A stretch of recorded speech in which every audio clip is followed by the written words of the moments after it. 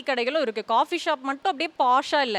ஒரு சாதாரணமாக டீ கடைக்கு போனீங்கண்டா இங்கே இருக்கிற டீ ஆக்கள் எல்லாருமே கடையை பார்க்க மாட்டினோம். கடை சுத்தமாக இருக்கா, டீ போடுற இடம் சுத்தமாக இருக்கா, அது எதுவுமே பார்க்க மாட்டினோம். அந்த தேயிலை போடுற அந்த அந்த வடி வந்து எத்தனை நாள் அந்த வடியை போடினோம்னு கூட தெரியாது. அதுக்கு மேலேயே தேயிலையை போட்டு போட்டு போட்டு அவள் என்ன செய்யணும்னா அந்த தேயிலை சாயத்தை வந்து எடுப்பினோம். அந்த பாலும் சரி தேயிலையை கலந்துட்டு கிண்டி கிண்டி கிண்டி கிண்டி அதை சூடாக்கி சூடாக்கி தான் ஒருத்தருக்கு குடிக்கணும். ஆனால் ஒரு காஃபி போடக்க அவள் என்ன செய்யணும்னா பாலை சூடாக்கி வச்சிருந்தோம். ஒவ்வொருத்தரும் வந்து ஒவ்வொரு தனித்தனியாக காஃபி கேட்க பாலை சூடாக்கி தனியாக தான் காஃபி பவுடர் போட்டு தனியாக தான் அந்த சீனியெல்லாம் போட்டு குடிக்கணும். அந்த கப்பு வந்து எப்பவுமே சுத்தமாக இருக்குது. ஆனால் இவைக்கு என்ன செய்யணும்டா அந்த தேயிலை எப்படி ஊற்றேக்க அந்த கப்பெல்லாம் வடிஞ்சு அது பார்க்கவே ஒரு மாதிரி அரியண்டமாக இருக்கும். நாங்கள் பசிக்காக போய் நின்று டீ குடிக்கிறோங்க சார்.